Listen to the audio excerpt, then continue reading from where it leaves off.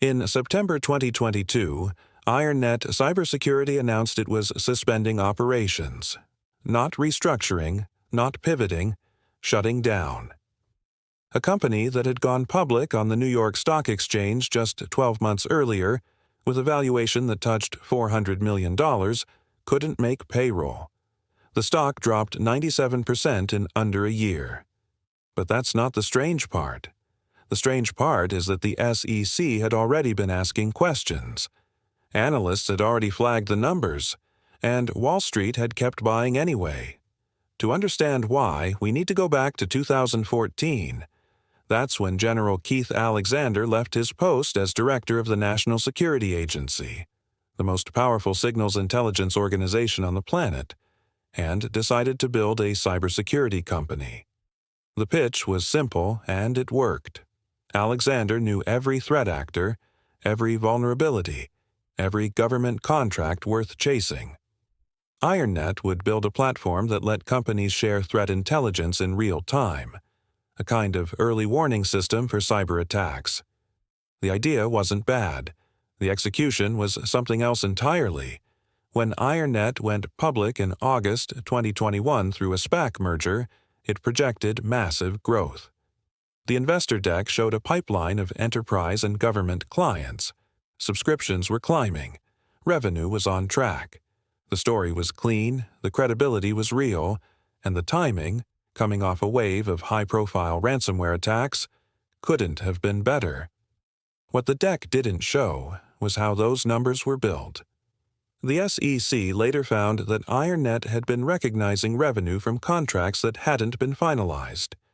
Deals that were still in negotiation were being counted as closed. Clients who hadn't signed were being listed as active. The company was essentially building its financial story the same way a novelist builds a plot, deciding the ending first, then filling in the details to get there. And that worked for a while. Because in a SPAC environment, the pressure to show growth is so intense that due diligence often becomes a formality.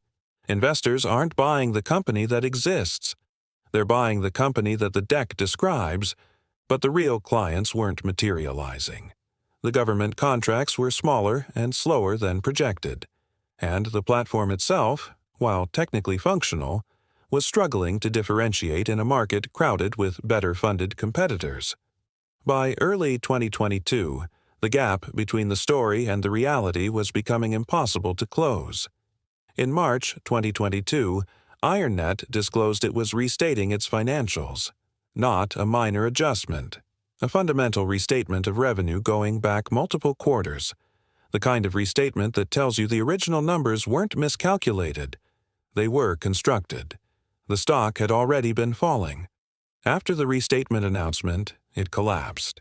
And here's what makes this case different from a standard fraud story. Nobody at IronNet claimed the product didn't work. The platform existed. Some clients were real. The technology had genuine capability. What failed wasn't the product. What failed was the belief that a compelling founder story and a credible name could substitute for actual revenue. General Alexander's reputation had become the product, and the market had bought it without ever stress-testing the number underneath. When the SEC filed charges in 2023, the picture became clear.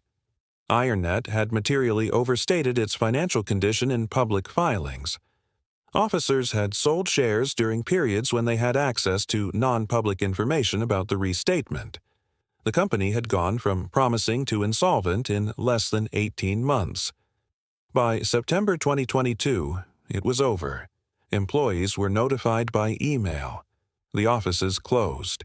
A company built on the credibility of the man who ran America's most secretive intelligence agency had collapsed under the weight of numbers it invented.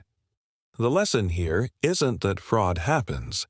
It's that fraud is easiest when everyone around the table wants to believe. Investors wanted the story to be true. The market rewarded the narrative before verifying it. And by the time the questions got loud enough, the money was already gone. The next time a company goes public on the strength of its founder's resume, the first question shouldn't be who they are. It should be, can I verify every number on page 4 independently?